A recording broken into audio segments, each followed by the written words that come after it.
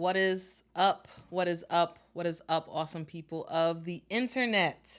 Welcome to another edition of Women's Basketball Weekly, your number one source every single week for all things women's basketball. Now, guys, we got a big show for you all today. I'm going to give you all a recap of everything that's happened for week one of of the WNBA. We're going to talk about the rookies who are doing their thing. I'm going to give you an update about every single rookie, what they're doing, whether or not they've played or not, and if they are playing, what they're doing, how successful are they so far. Guys, we're also going to talk about the Aces investigation. We're going to talk about Simone Augustus and her new role, where she's going to be working side by side with Kim Mulkey. And we're going to talk about more and more stuff. All right, so lots of stuff to get into. So I hope that you all are interested in it because we got a lot. All right, so if you all can, please hit that like button because Women's Basketball Weekly starts now.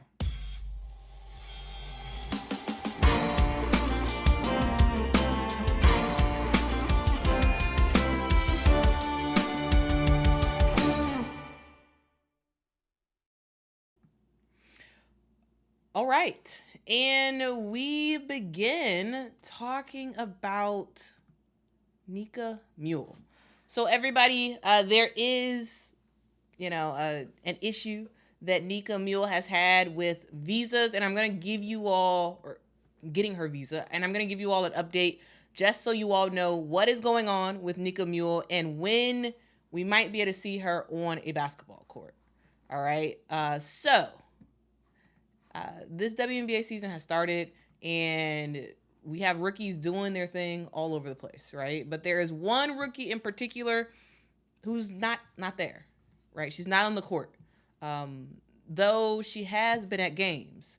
But Nika Muhl couldn't officially join the Seattle Storm because of a visa issue. So she was picked number 14 in the 2024 WNBA draft. Nika Muhl is on the Seattle Storm, but she has yet to officially make her debut because she has been in visa limbo. Now, here is specifically what is happening about that visa. So Nika is from Croatia, and she attended UConn. And like many players and many international students in general, she's on a student visa, which allowed her to go to school at UConn and also to play in the USA while she was enrolled at UConn. So if you're wondering why did Nika play in one of Seattle's preseason games, like that was against the Mercury on May the 7th. The reason why she played in that game is because she hadn't yet graduated. So she was able to play in the U.S. And if you're wondering, okay, well, if she was able to play before she graduated, why didn't she play in the Canadian preseason game? Well, the reason why she didn't play in the preseason game was because that was in Canada, not in America. So if that game was in America, she would have been able to play in that, but it wasn't, so she didn't. There's lots of rules around visas and what you can and cannot do while you're on a visa. So once she graduated, she no longer could use her student visa. So she had to apply for a P1 visa. And since the season has started, she's sort of been waiting to get that. So here's sort of the process for getting this all worked out. It can take up to 3 to 6 months to get a P1 visa for regular people. But Nika Muhl has had hers expedited because of the WNBA season. There was a little bit of speculation that Nika was going to be able to play last week in Seattle Storm's home opener. They even posted on social media about her possibly making her debut, but she wasn't able to do that. And according to the Next Hoops, Nika's P1 approval actually did come on Friday, but she had to change a something about changing a status, and she had to fly to Canada to get a status change approved, and it looks like she should have been able to get everything all set to go today. So it looks like Nika Muhl will be making her debut in a Storm uniform tomorrow, which is definitely coming at a good time because, the Seattle Storm drafted her for a reason. So they really do want Nika Muhl to play, and that's going to be pretty exciting. Nika Muhl is a very special player. If you don't know her, then you'll know, because not only can she shoot, she can defend her butt off, and she's a really good facilitator. So that this is something that would be very, very helpful for the Seattle Storm. It could give Skylar Diggins-Smith some opportunities to be off the ball sometimes. So yes, she is. Skylar Diggins-Smith is the point guard number 1 for the Seattle Storm, but having Nika available could be awesome in terms of giving Skylar a break from bringing up the ball every single time and having her sort of play off ball and seeing what she's able to do. So Nika Muhl should be making her debut in a Seattle Storm uniform tomorrow. So that is something that is very, very exciting. So yeah, I did just want to let you all know that. And also, I don't know if y'all saw this, but there has been a lot of graduation videos all around the WNBA of teams celebrating the graduations of their players, and specifically, I really, really like the way that the Seattle Storm handled Nika Muhl's graduation. It was really cool. So yeah, if y'all want to check that out, go to the Seattle Storm's YouTube page. They posted it on there. It's pretty awesome. Monica says, doesn't the WNBA have attorneys to do visa stuff? Probably. And Nika, her P1 visa was expedited. Guys, again, I said earlier, it takes about 3 to 6 months on average for regular people. But she was able to get hers lickety split. Yes, it did take a little bit, and she missed some games, but overall, she got it way faster than most regular people. So it was expedited, even though she missed a couple of games so far. And with that being said, I do want to talk about the rookies because, guys, the rookies some of these rookies are doing a thing. All right, we are, the season has started, and we see way less rookies than we did at the beginning of the season, or at the beginning of training camp, I should say. There were 36 rookies drafted in April, and only 13 of those rookies actually made an official roster. So, guys, let's go through all of the rookies and talk about what happened with them in week 1. Of course, I'm not going to talk about Nika Muhl because we just talked about her. She should be making her debut in a Storm uniform this week, which is very, very exciting. And speaking of players returning, let's talk about Kamilla Cardoso. So Kamilla Cardoso is currently out with a right shoulder injury. She sustained that injury during a preseason game for the Chicago Sky and has been ruled out. Right now, she's been out for about a little bit over 2 weeks so far. And we got initial word that it was possible that Kamilla would be out 4 to 6 weeks for a recovery period. But according to Kamilla, via what she said on Instagram, she will be back on June the 1st. So guys, get ready. We're gonna see Kamilla Cardoso make her mark on the WNBA very, very soon. So again, she said June the 1st. And of course, you got to also see what the coach thinks about it. So Teresa Weatherspoon did confirm that Kamilla will be making her return on June the 1st. So it seems pretty official. She was able to participate in practice today. You can see here the tweet by Annie Costable. It says, today was Cardoso's first day back at practice. She didn't fully participate, but Weatherspoon said it was great to have her back out there. So yeah, The Sky are not rushing Camilla, but it seems like Camilla really wants to get back on the court very, very soon, and they're rolling with what she wants. So we'll see. We'll have to see. We'll have to see how she feels after a couple of weeks of real practice in the WNBA. Because yeah, so far she's done training camp practice, but it's different than regular season practice. So we will see how she does in practice, and if she actually will make that June the 1st timeline. And speaking of Camila Cardozo, her and Angel Reese are currently at the Cubs game.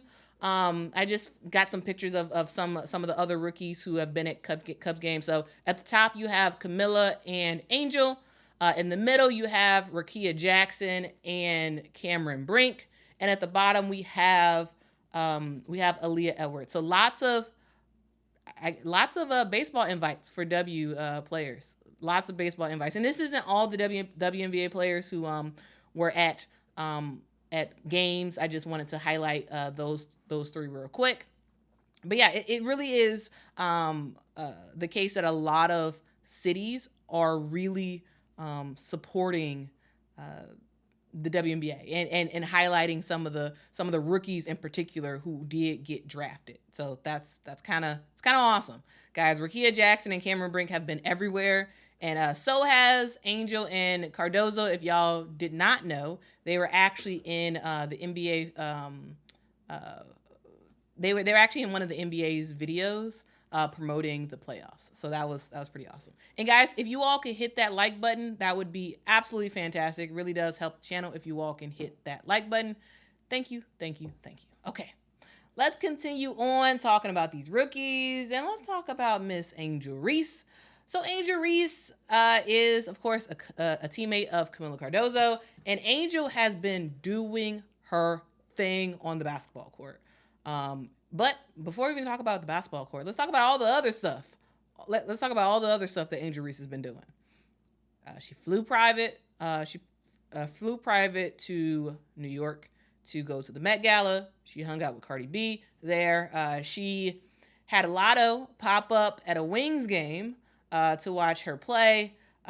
She took her teammates to a Meg Thee Stallion concert in Chicago, and they got brought on stage. And by the way, not only is Angel a celebrity who hobnobs with the rich and famous, she also is a stellar basketball player. And on the court, she has been doing her thing for the Chicago Sky. She started both games for the Chicago Sky so far. In her debut, she did seem a little nervous to start, but she did get it together and finish that game with 12 points and 8 rebounds, including 5 O boards, just so y'all know. In her second game, she had 11 points, 9 rebounds, 7 O boards, and yeah, she's been doing her thing. So Angel Reese, we know her as the double-double queen. She did that all throughout college. And now in the WNBA, it seems like she has not missed a beat when it comes to her having a knack for where the ball is going to fall on the rim and being right there to pick it up.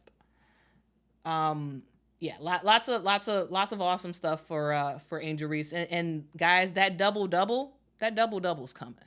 That double-double is absolutely coming, and it's coming real soon for Angel Reese. It is clear that Angel Reese made the right decision. She made the right decision about going to leaving college and going to the WNBA. There was a lot of speculation, including from myself, of people saying she should stay in college. She should stay in college another year, develop more. But guys, she's pro ready right now, and she's proven it, starting for the Chicago Sky and really, really shining very, very bright. So not only do the Sky have a celebrity on their hands, they have a great basketball player in their hands. And they have a starter who I anticipate being a starter for years and years and years to come. She has a fight and she has a hustle that you just can't really teach. And the fact that she has it absolutely makes her invaluable to the Chicago Sky. And again, you get a 2-for-1.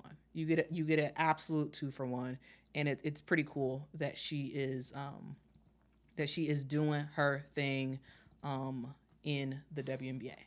All right, now let's talk about Caitlin Clark. Caitlin Clark is another player who is doing her thing in the WNBA. Yes, she does have a little bit of a turnover issue, and that aside, she has been balling in the WNBA. She has played a lot of games in a very, very small amount of time. She has played in 4 games so far, whereas other players haven't played nearly as many games. Look at Angel Reese only played 2 games so far because of the schedule of the Sky. But the Fever are really, really, really. They got games back to back to back to back to back to back to back. And Caitlin Clark she's figuring out a way to make that work. She's figuring out a way to make it work, and she's being very, very, very successful at it. So I do just want to go through some of the games that Caitlin Clark has played so far, and what we have seen from her. So again, she is the point guard number 1 for this Indiana Fever team, and guys, she's averaging 17 points a game so far. She's averaging 17 points a game as a rookie. Again, she does have a little bit of a foul issue, but where she ranks right now, she ranks 16th in the WNBA in terms of points per game. 16th. It's really high for a rookie, especially a rookie that just started playing. Not only that, she is getting her teammates involved as well. She's averaging 5.5 assists per game. She's also getting some rebounds as well, averaging 4 rebounds a game. I will say that, she sort of came into her own in earnest, I would say, a couple of days ago in the rematch versus the New York Liberty. We saw her sort of get more into her bag. And we're also just seeing her do a lot, right? She's passing the ball, getting her teammates involved. She is shooting those logo threes like she normally do. She's playing some defense. She's playing some defense, Is it WNBA ready right now? No.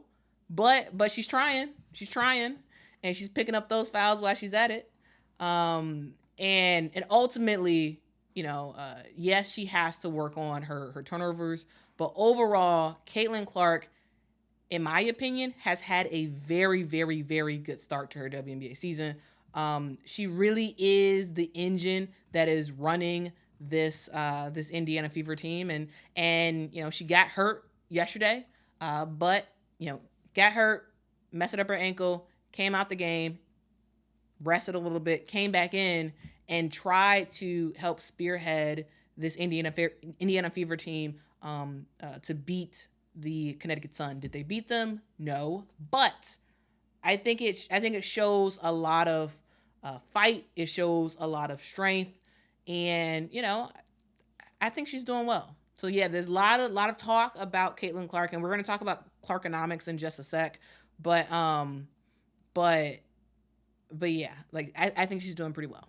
I think she is doing actually not just pretty well. She's doing really well, minus her turnovers, which is going to get worked on for sure. All right, guys, let's continue on, and let's talk about Cameron Brink. So Cameron Brink, she was a defensive juggernaut when she entered the WNBA, because in college we saw her as a player who just, you didn't want to come in the paint when Cameron Brink was there because she might just swatch a shot. And she has continued that in the WNBA, which is pretty nice.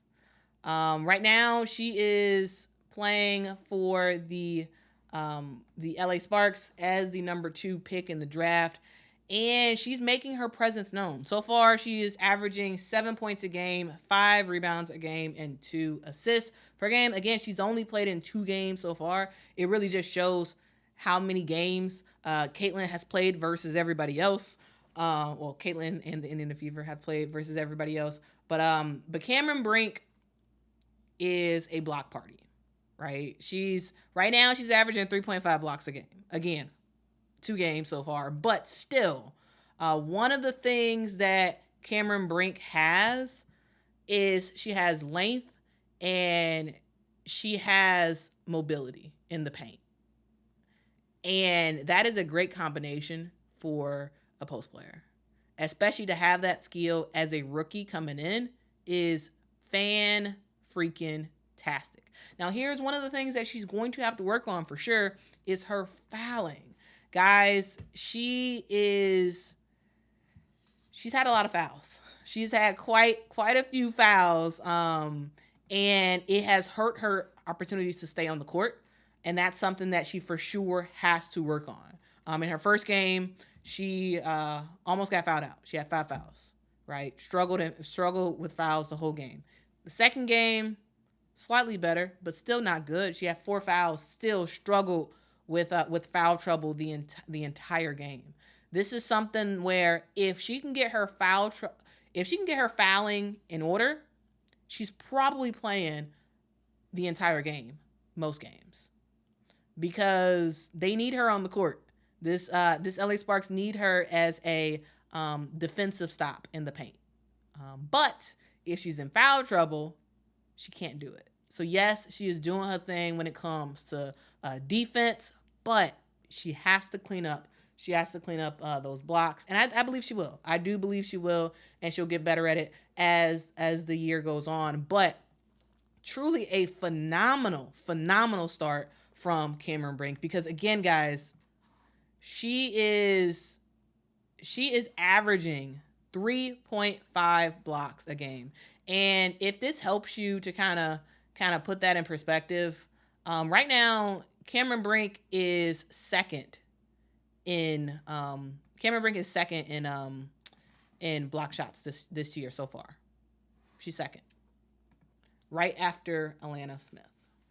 All right, so truly, Cameron Brink really is doing her thing. But also fun fact, Cameron Brink and Angel Reese are actually leading the WNBA in player fouls per game. So yeah, it's not just Cameron Brink. Angel Reese has to work on that as well. They both lead the WNBA in player fouls with 4.5 per game, which is kind of crazy. If you're curious about where Caitlin Clark is on that foul ranking, she's at 3, or she's in 4th place. So right now, Caitlin Clark is averaging 4.3 fouls a game, and Cameron Brink and Angel Reese are tied for 1st place in that, with averaging 4.5 fouls per game. They're going to get better as the season goes on, but that is something to note. Absolutely something to note. All right, let's continue on, and let's talk about Cameron's teammate in Rickea Jackson. Now, Rickea Jackson was a phenomenal player in college, at Tennessee, at Mississippi State. Now she heads to the LA Sparks, and it really feels like she's on to something. She probably will be the 6th man off the bench for the LA Sparks for the remainder of the season. She has shown to come off the bench and be productive for her team. And I like it so far. Like, yes, she is a player who could start, but I don't think they will start her for the LA Sparks. But even without her not starting, I think she's going to play 25 minutes a game, likely, for this LA Sparks team, because what we were able to see her do in just a couple minutes is kind of crazy. She's played two games so far, playing around 20 minutes or so for both of those, and she looks like she's WNBA ready right now. You know, she got a couple of threes under her belt. She had that fadeaway jump shot. She got that going. Overall, she is showing confidence, and she is shooting with confidence. And when you do that, you're kind of unstoppable. You're kind of unstoppable in the WNBA when you are showing that, yeah, I know I can ball. I know. I'm not nervous. I got this. I absolutely got this. And she does have this. So far in 2 games, she is averaging 10 points a game, shooting 50% from the field, including 50% from the 3-point line, though she only shot uh, 1, made 2, or shot 2, made 1. She is really, really doing her thing. Yes, her minutes, right at 20. Her minutes will increase as the year goes on. I don't totally see her as a starter, though she could start. She is phenomenal and will go down to be one of the biggest pickups for the LA Sparks. Truly, truly, truly, she's gonna be very, very good for the remainder of the season. So y'all better watch out. Rickea Jackson is here. She may not ever start this season, but she's going to make her presence known every single time she comes on the court. And I think it's going to be fun to watch. I think it's going to be very, very, very fun to watch. Let's continue on talking about these rookies. And let's talk about Alyssa Peely. So Alyssa Peely is on the... Alyssa Peely is on the Minnesota Lynx. Oop, and looks like I gave her extra L for her name. That is not correct. All right, so Alyssa Peely was drafted to the Minnesota Lynx, and I think she is going to wind up being a player who doesn't play a ton of minutes this season for the Minnesota Lynx. They have her playing a post position, which I'm a little bit surprised about. So far, she's played in 2 games so far, and she is averaging around 10 minutes a game. She did get some points on the board, which is pretty nice. With huge ovation from the crowd. I believe it was actually at home when she scored. She hit a 3-point bucket, and like the crowd went wild. I don't see her playing a lot of minutes this year. She's probably gonna play around 10 to 12 minutes a game for the season, and I don't think that's a bad thing. I really don't. I think she has the opportunity to learn from players like a Nafisa Collier, who is absolutely dominant, and sort of learn from her and get better and better and better as the season goes. But one thing I noticed that is pretty interesting is I was actually expecting for the Minnesota Lynx to transition Alyssa Peely to a 3 guard instead of playing a post. Surprisingly, they haven't done that yet. I think it's a matter of time before they do that, because it's very clear that the reason why she's not playing that much is because she is so outmatched in terms of height when she's guarding post players.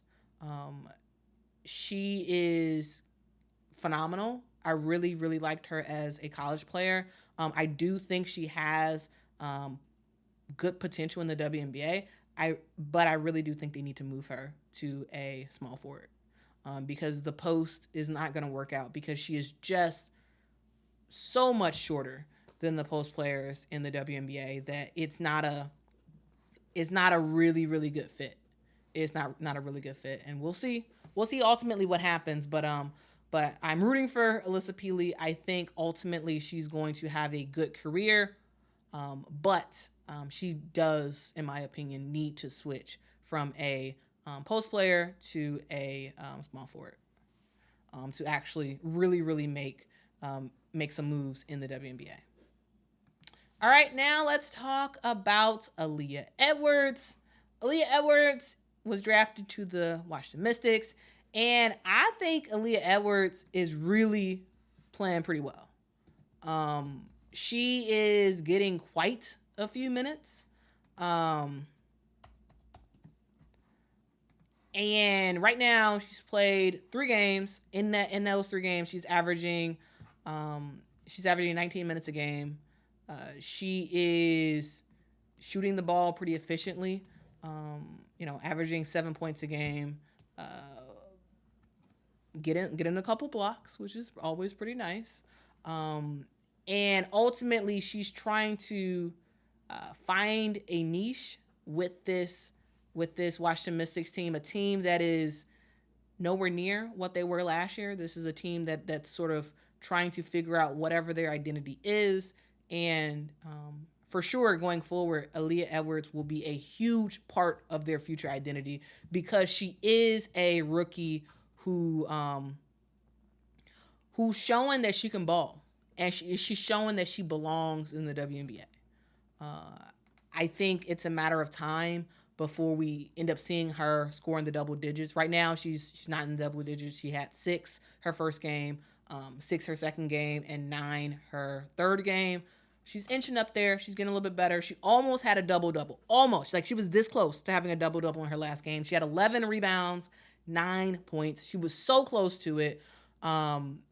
I really, really like what Aaliyah Edwards is doing and how she's helping the Washington Mystics. Yes, they still haven't won a game yet, but I'm seeing a lot of positives specifically from Aaliyah Edwards, and it's a matter of time before she actually gets that double-double.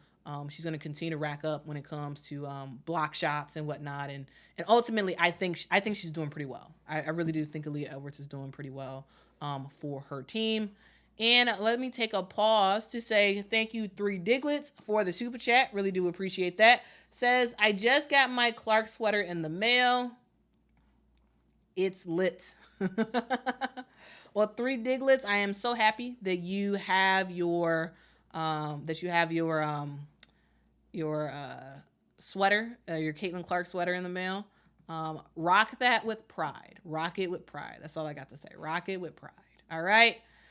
Guys, we just got a couple more rookies to talk about. We have Kate Martin. Kate Martin plays for the Las Vegas Aces, and Kate Martin made a little bit of a splash recently. She made a lot of bit of a splash when she actually came in a Las Vegas Aces game and not just played a couple minutes. No, she played 26 minutes, including the fact that she was in the game at a critical time.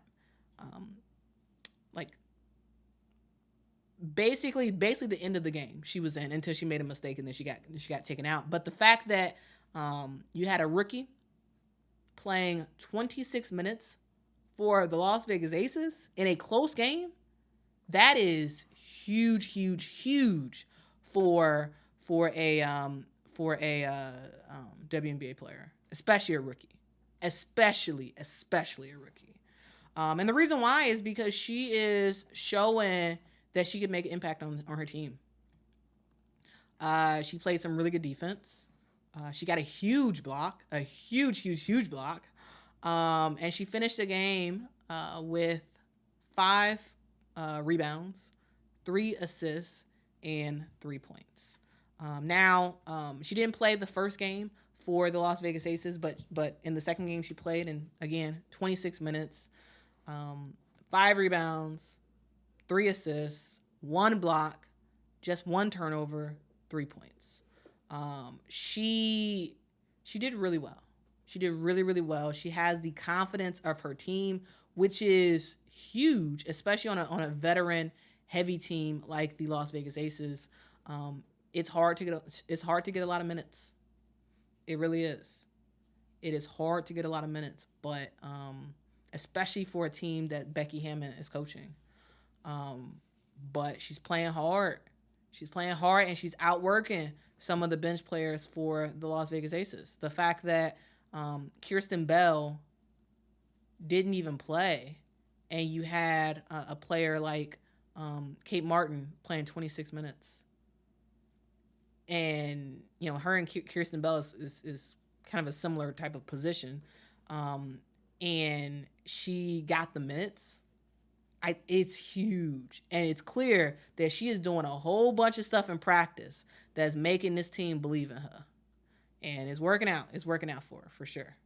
Let's talk about Marquisha Davis. So Marquisha Davis was drafted to the oh my goodness, can I talk? Marquisha Davis was drafted to the New York Liberty. And so far, she has played very few minutes so far this season. She's only played in a total of, she's played in 3 games total, but has only played, she's only played a couple of minutes each game. So the first game was 3 minutes, second game was 2 minutes, third game was 2 minutes. She hasn't gotten much opportunity to really do anything and really prove herself for the New York Liberty. So jury's still out in terms of Marquisha Davis and how she will do with the New York Liberty. One thing's for sure is that, you know, it's going to be tough for her to get some minutes for the New York Liberty because they are a team that you know, probably isn't going to play her.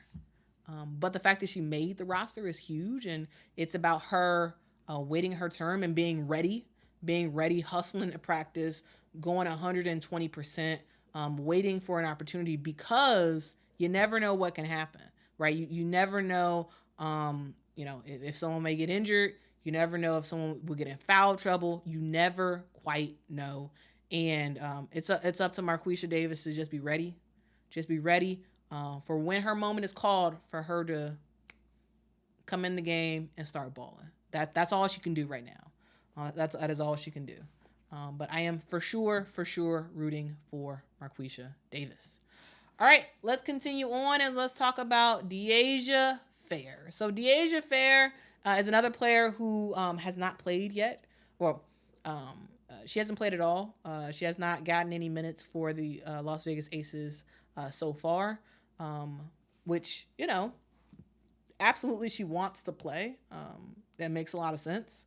But again, she's playing for the Las Vegas Aces, and while Kate Martin got some minutes, you know, that's not often for Becky Hammon for her to play rookies. She's a player. She's a coach who likes to play certain players and likes for her starters to play the majority of the game. And so it's going to be it's hard for bench players, especially rookies, to get some minutes. So Deasia Fair has not played so far in a regular season game, and we'll see. We'll see if she's going to be able to play in a game soon. One thing is for sure, again, just like what I said with Marquisha Davis, it is very, very, very much important. It is very much important that she stays ready. She works extremely hard at practice, and she just waits her turn. Maybe it'll happen this year, maybe it won't. But her working in practice is for sure going to build confidence that, you know, that the coaching staff and that the other players will have in her. And so whenever her name is called, she'll be ready to go. But one thing is for sure, guys, she did just get $100,000 just for being on the team, which is pretty nice. So, you know, I don't know. Would you be cool riding the bench if you just got $100,000, just extra money, just because you want a team? You know, it's kind of cool. We're gonna talk about the Las Vegas money in just a sec, but yeah, I did just want to talk about that. All right. So guys, I do, before we actually get into Clarkonomics, I do want to talk about some other stuff that players are doing. Some of the rookies are doing. Guys, they're making some moves.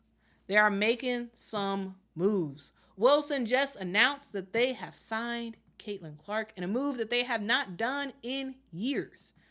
Caitlin Clark, again, is a player who is just, everybody's talking about her all the time, and brands want to get in. Brands really want to get in on that. They really do.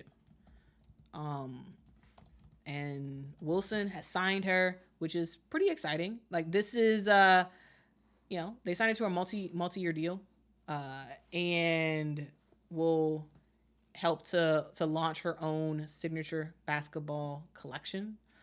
She is the first, again, guys, she is the first athlete since Michael Jordan to release a Wilson collection. So kind of nice. Kind of nice.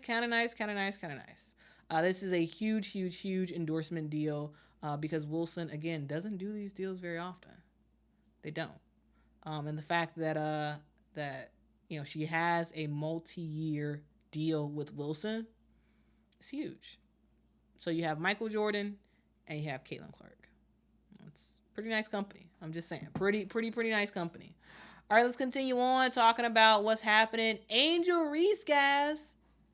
Angel Reese is now a team owner. She is a team owner. Not only is she a celebrity, not only is she a rock star of a basketball player, but also she is now the co-owner of DC Power FC. So if you don't know, DC Power FC is a team in the DMV area, and it's a soccer team.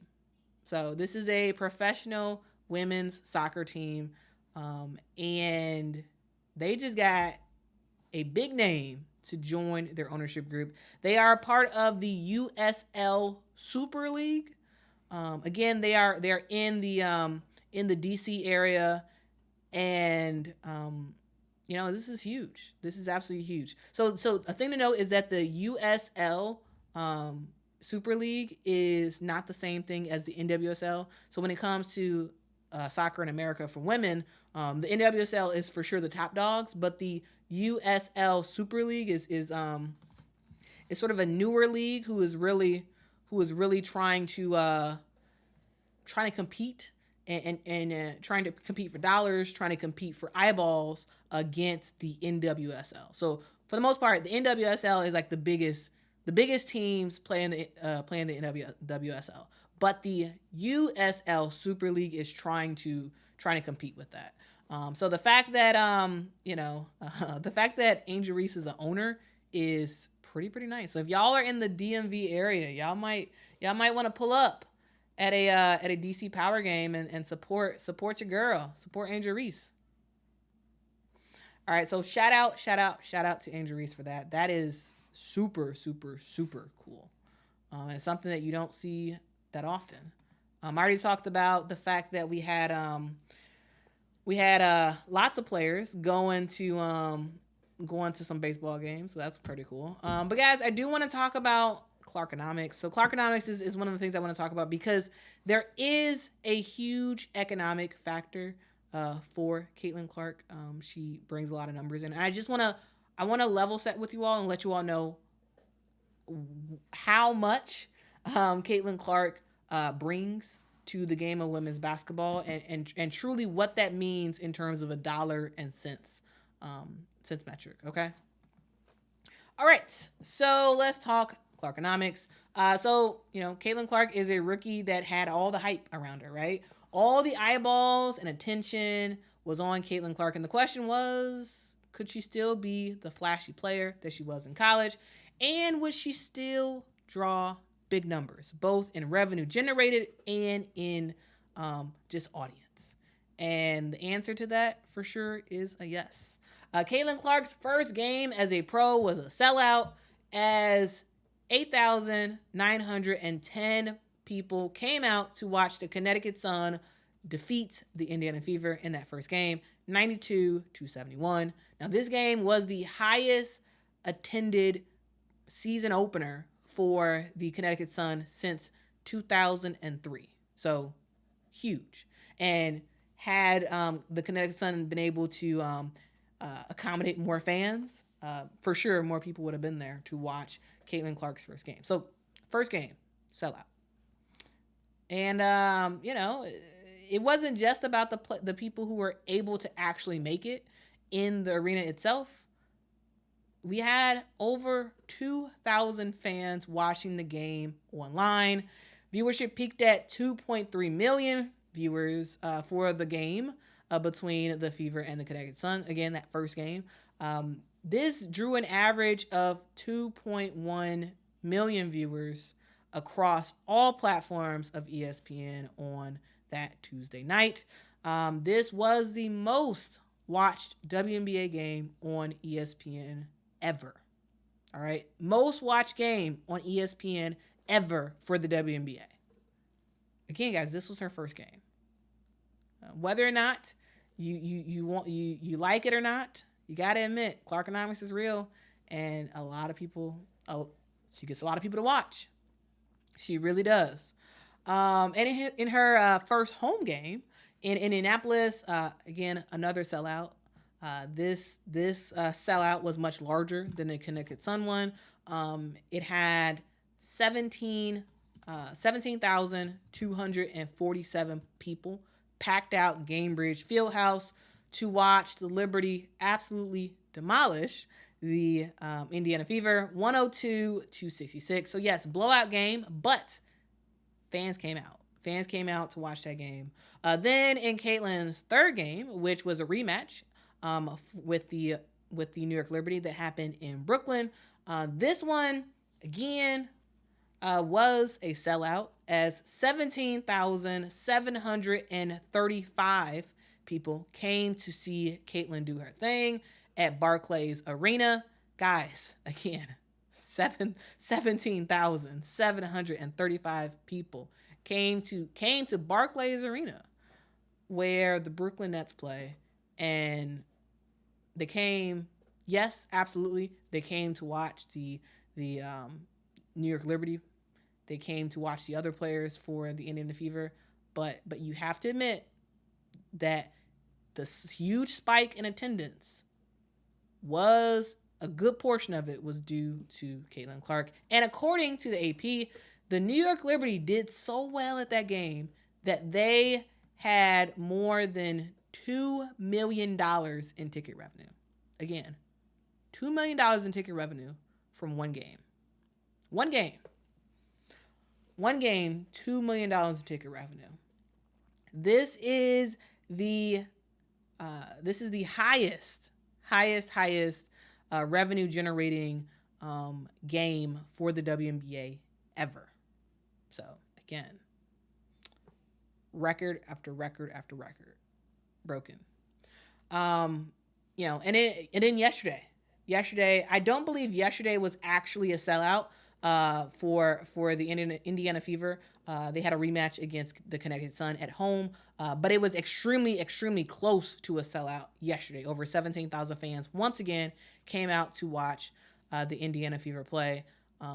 It just is amazing. It truly is. So of course, yes, fans are not just coming to see Caitlin Clark.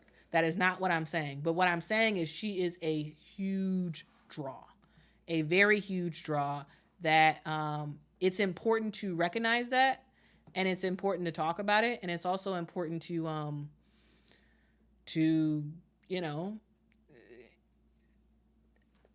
take advantage of it as much as you can, right? The fact that $2 million in revenue was generated from that one game with the Liberty.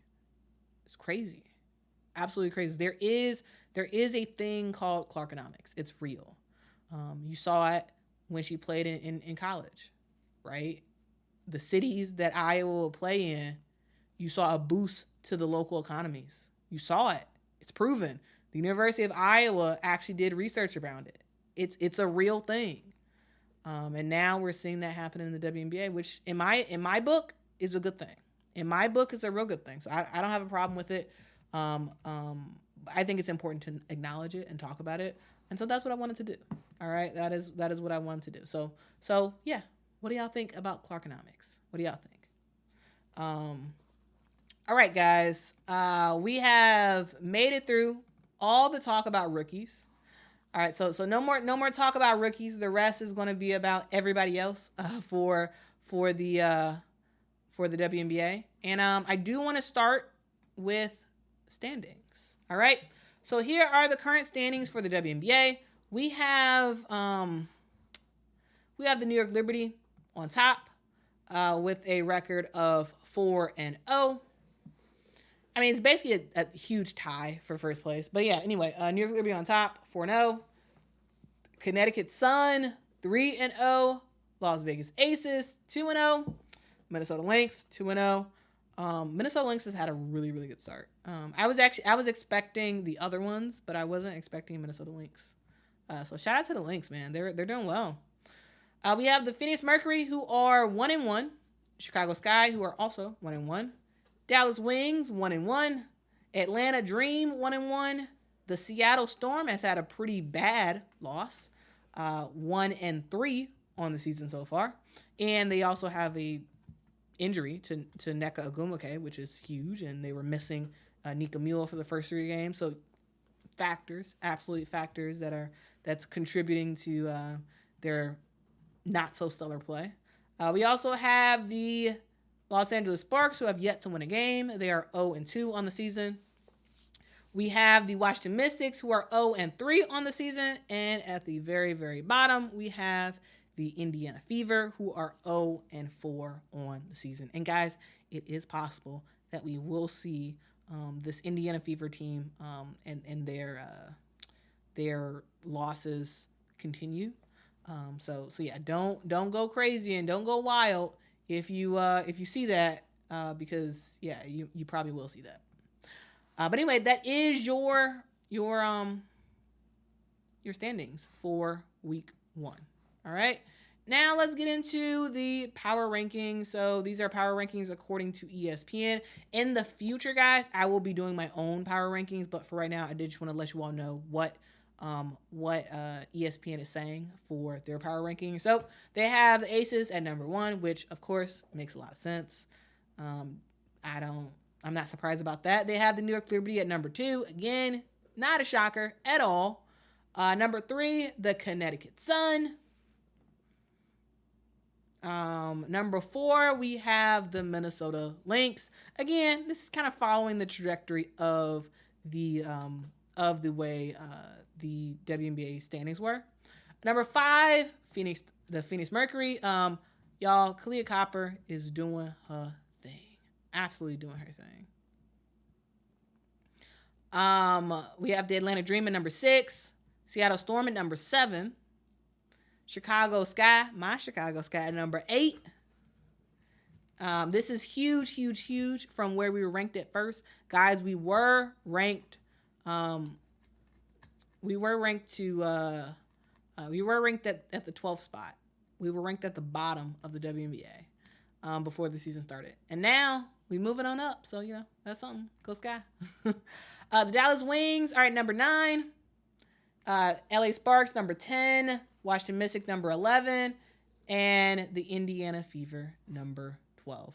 Their season start really has been terrible. And, this is a result of the schedule. So, it's not good, but, it sort of is what it is. It sort of is what it is. Jonathan says Storm lost to the Lynx twice. That is not true. Oh wait, it is. Actually, it is true. Yeah, it is true. I'm sorry. I was thinking about somebody. I was thinking about another team. But yeah, it's kind of sad how crazy this season has been for the Seattle Storm. It's kind of crazy. Let me know, guys. Did y'all anticipate this? Did y'all anticipate this for the Lynx? Did y'all anticipate that? It's crazy. But anyway, guys, if you all can hit that like button, that would be really, really great.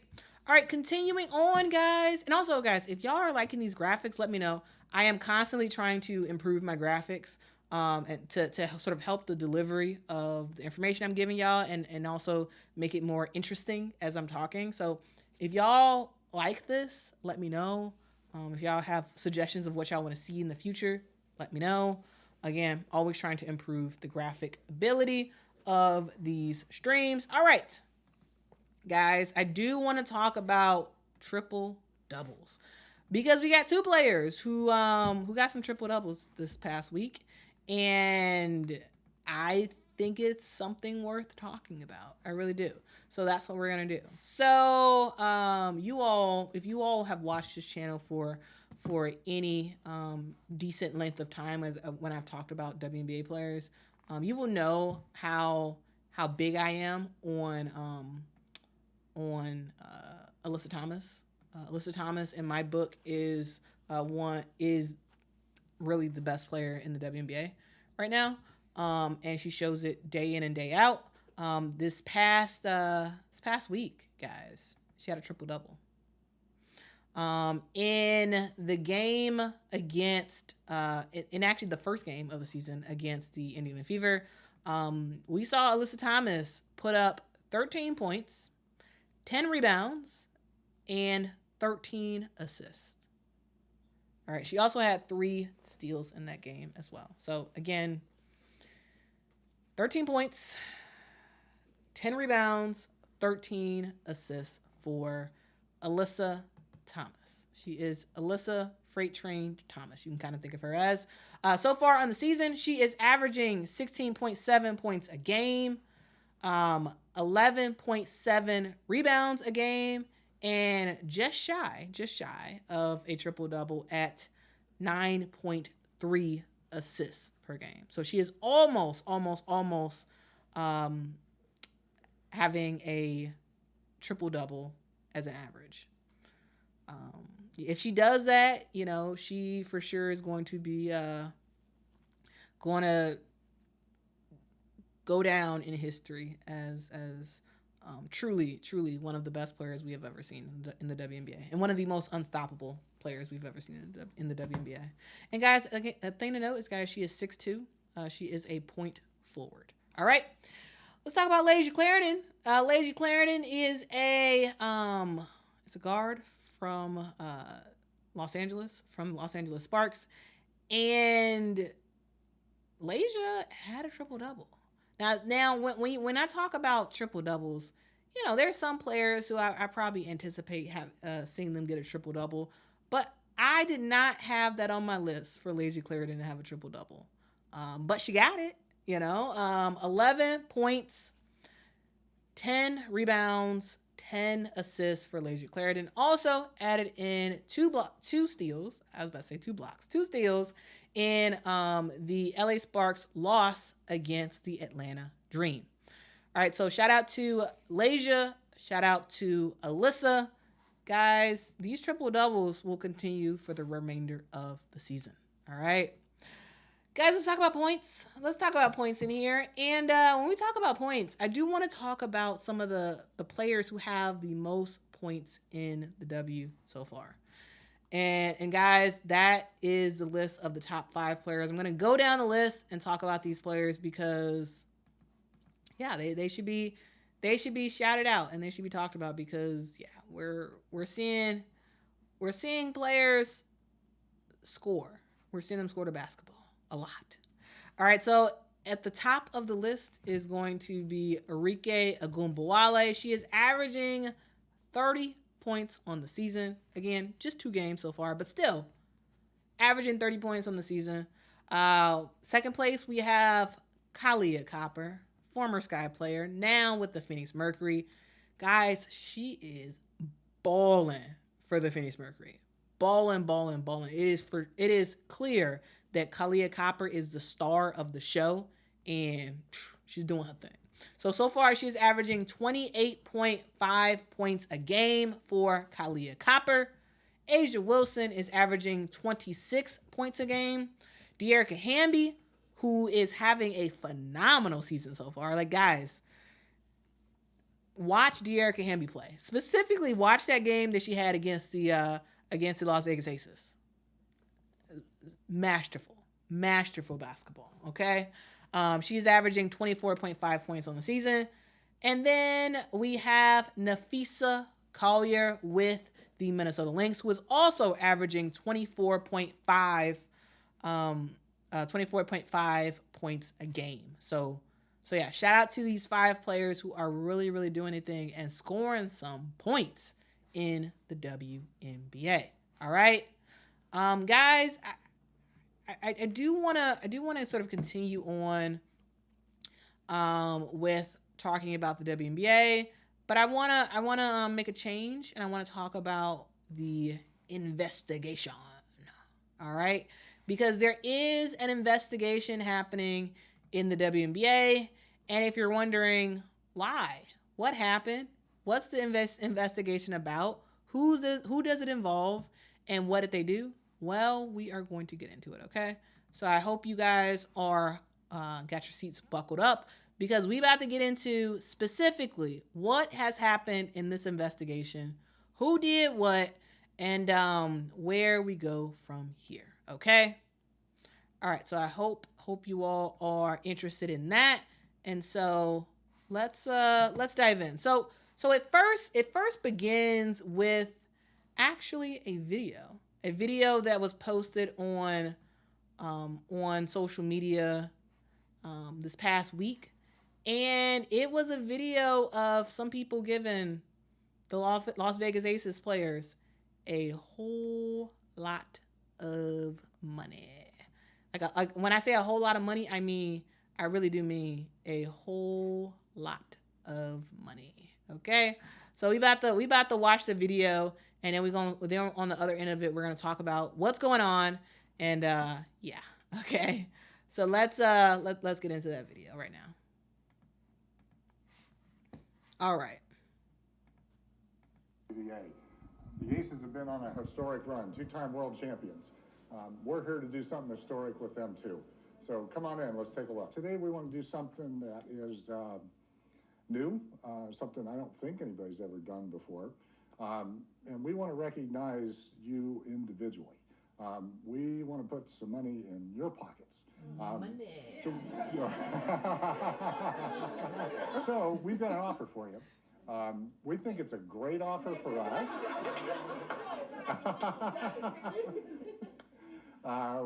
We think it's a great offer for us. We hope you think it's a great offer for you.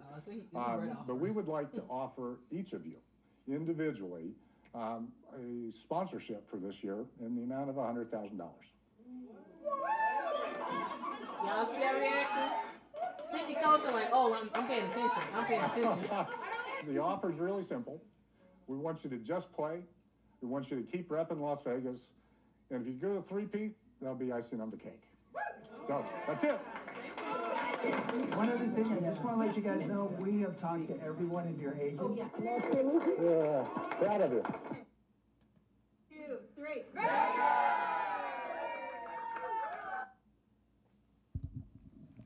So guys, an investigation has started because of this. All right. As you all heard, Las Vegas, specifically the Las Vegas Convention and Visitors Authority, announced that they were giving a $100,000 sponsorship for each player of the Las Vegas Aces. And yeah, you heard me right. That is $100,000 for each player for the Aces, which is a lot. And that has stirred up a lot of jealousy amongst other WNBA teams and players who are like, man, Vegas is getting that too, man.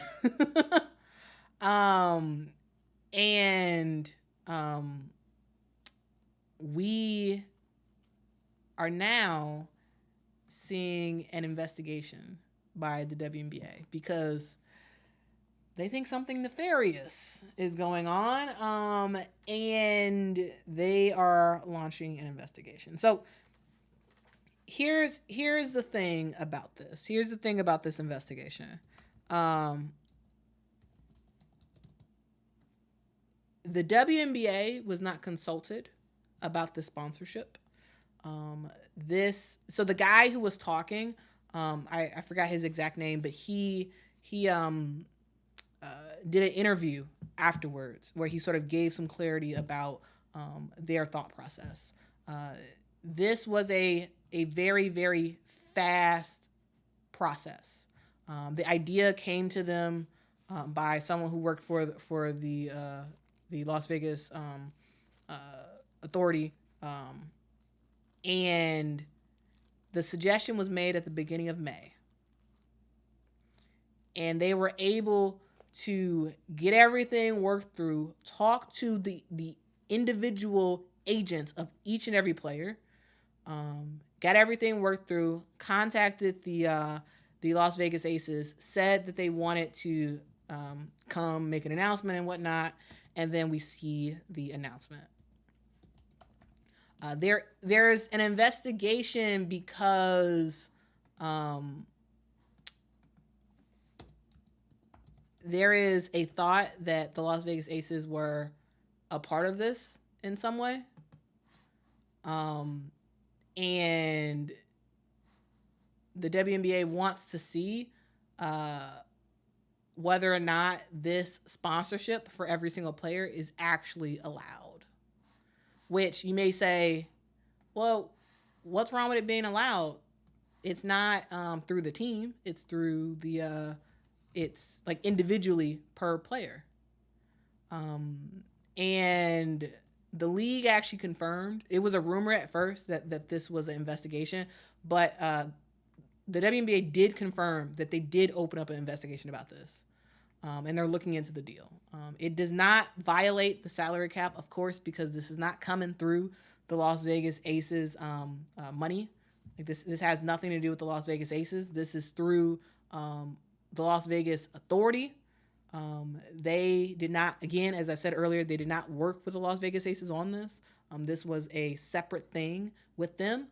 But it does raise questions around whether or not the opportunities that the Las Vegas Aces are getting are fair or not, and if it hurts the quote unquote spirit of the cap rules, which that's a weird thing to say, but that's supposedly what they're looking at, whether or not it violates the spirit of it. But it shouldn't, because again, this is a separate organization who is giving their money to the Las Vegas Aces players. This is not a donation.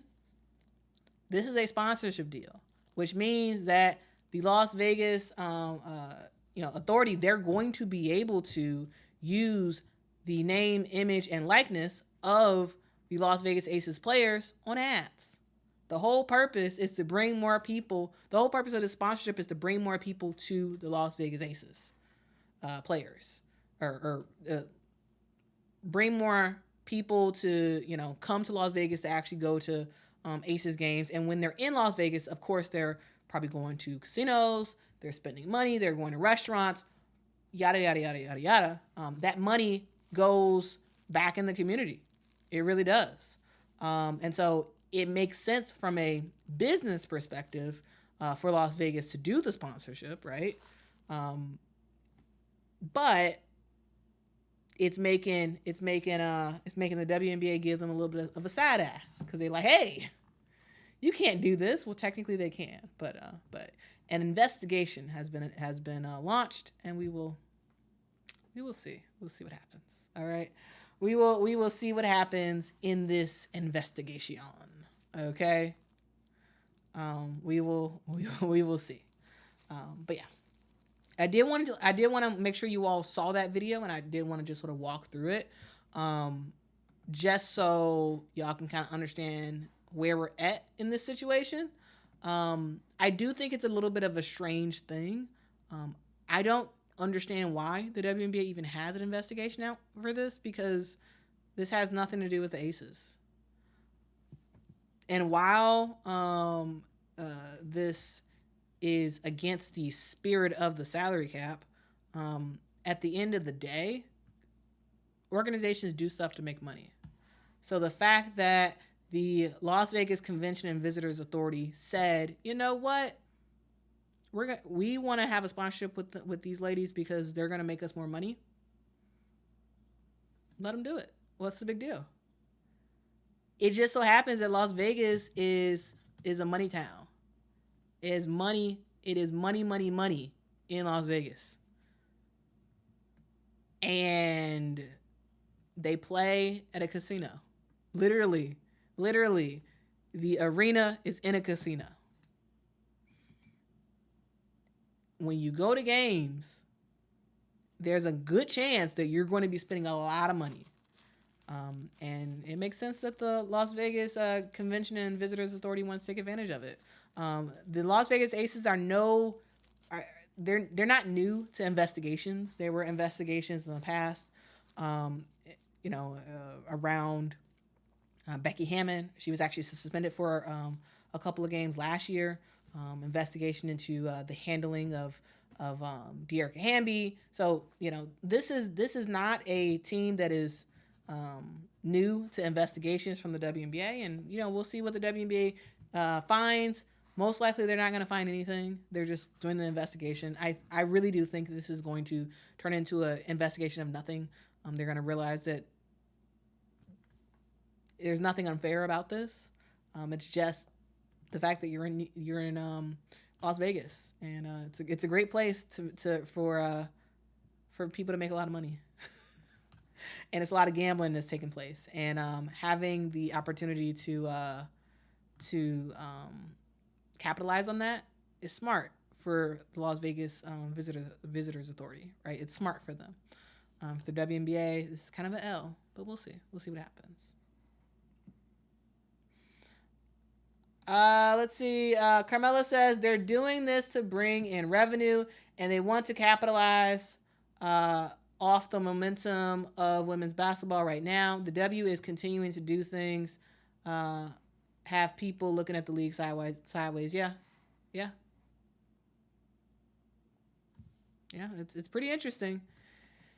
It is pretty interesting, that's for sure. All right, let's continue on.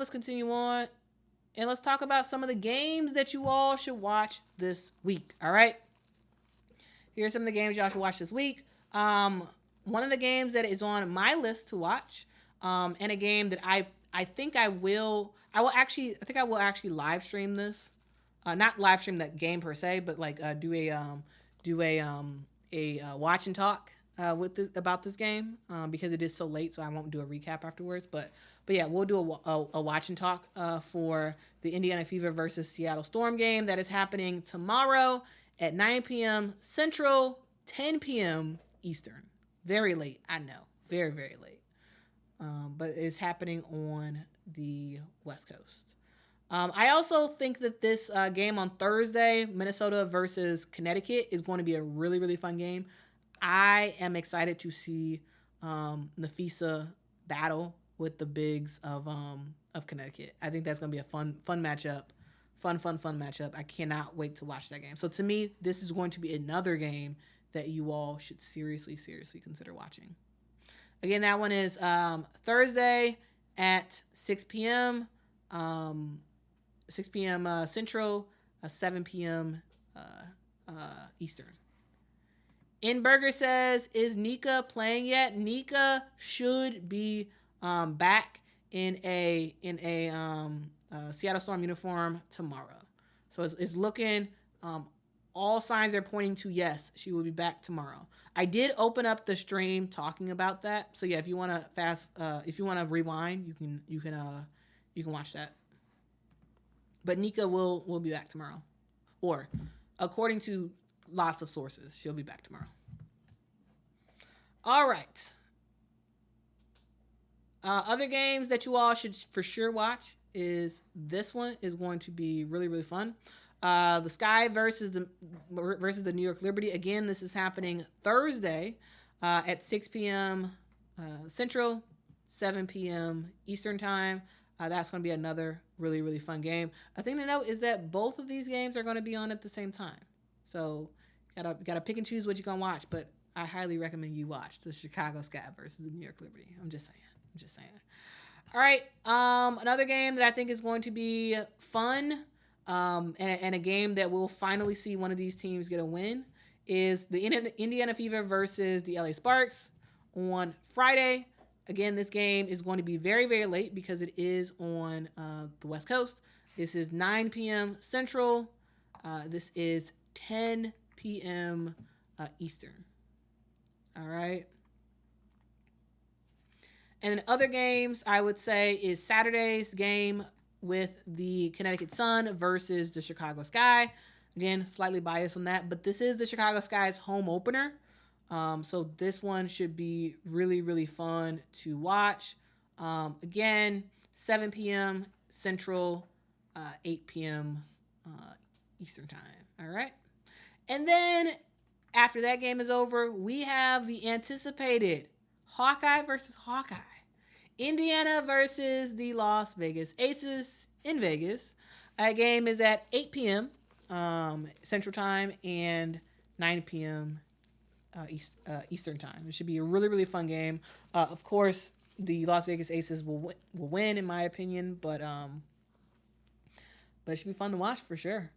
For sure, the Hawkeye versus Hawkeye. Like I can't wait to see Caitlin versus her former teammate and Kate Martin. That's gonna be fun. So those are some of the games that I am gonna be watching, and I highly, highly, highly recommend you all watch those as well. I think it's gonna be very, very fun. Some fun games to watch. So yeah, look out for that. It should be fun. All right.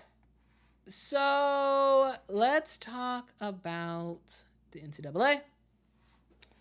And let's talk about what the UConn Huskies and USC Trojans have announced. They have announced home and home games. So they know that women's basketball for college is going to be centered around a couple of teams. And two of those teams is USC and UConn. And I, for one, am happy that they recognize this. And I'm happy that they have decided to do something about it, okay? This is going to be really, really fun. The USC Trojans will visit UConn on in December, this upcoming year. And then in the 2025-2026 season, we will see UConn head down to LA and face the Trojans at their home. So that is going to be really, really fun. I am so excited about this home and home game. The game in December of 2024 will be on December the 21st, and that will be broadcast on Fox. Because guys, that's going to be one of the games of the year next year. So I'm excited about it. I hope you guys are excited about it. I just wanted to just briefly mention it. I'll probably do a deeper dive into how that game came about soon. But I did just want to let you all know. I didn't want this stream to just be about the WNBA. I did want to talk a little bit about college as well. So yeah, that should be fun. Again, USC versus UConn. It's gonna be a good battle. It's gonna be a very, very, very good battle. All right, guys, I do want to talk about Simone Augustus, y'all. Simone Augustus is back with LSU, and she has hooked up with Kim Mulkey, and she's gonna have a big impact on LSU coming up in the future. So for those who don't know, Simone Augustus was recently honored at LSU, and she actually got a statue, which was pretty awesome. And it sort of developed a relationship between her and Kim Mulkey, to the point where now we're seeing some stuff happen, right? It was announced recently that Simone Augustus has joined the coaching staff of LSU. All right, she is now an assistant coach for the LSU Tigers. Here's a quote that was said. Kim Mulkey said, "It's an exciting day for the LSU women's basketball program to bring Simone Augustus back to join our staff. As a player at LSU, Simone helped transform the program as the best player in the nation. She brought LSU to national prominence. She was a tremendous member of our staff as someone with great experience who has excelled at every level of the game, from high school in Baton Rouge to college to the WNBA to the Olympics. Her expertise in the game will benefit our team and allow our players the opportunity to learn from a Hall of Famer who had exhibited great class throughout her entire career." So, yeah, I mean, that's pretty cool.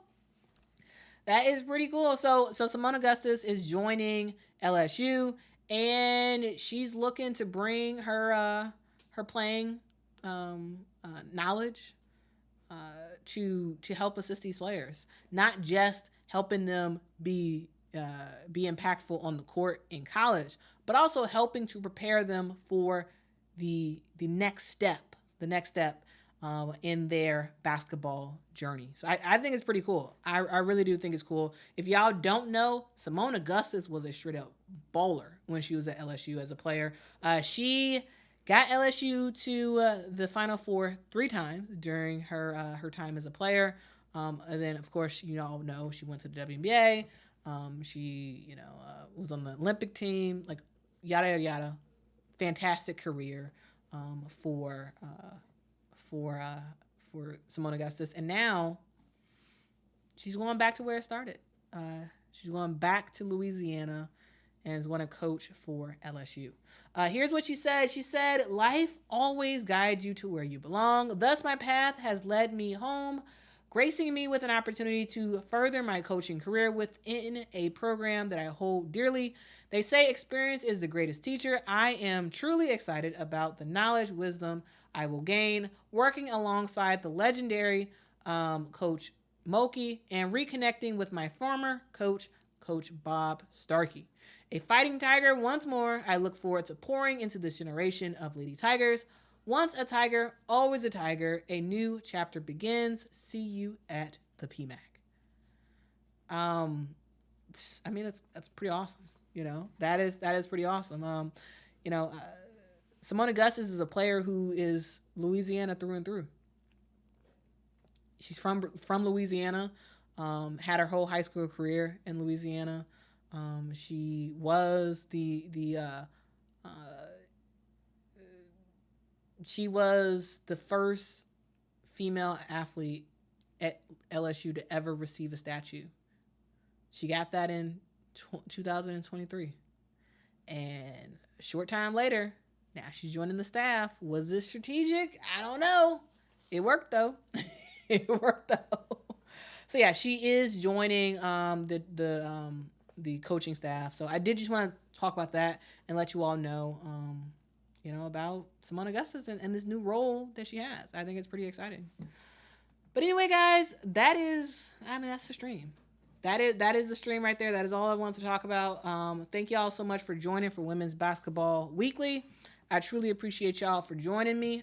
Guys, this is not a Monday, and usually I do put this out on Monday, so my apologies for that. I was a bit delayed, but I hope you all enjoyed the show.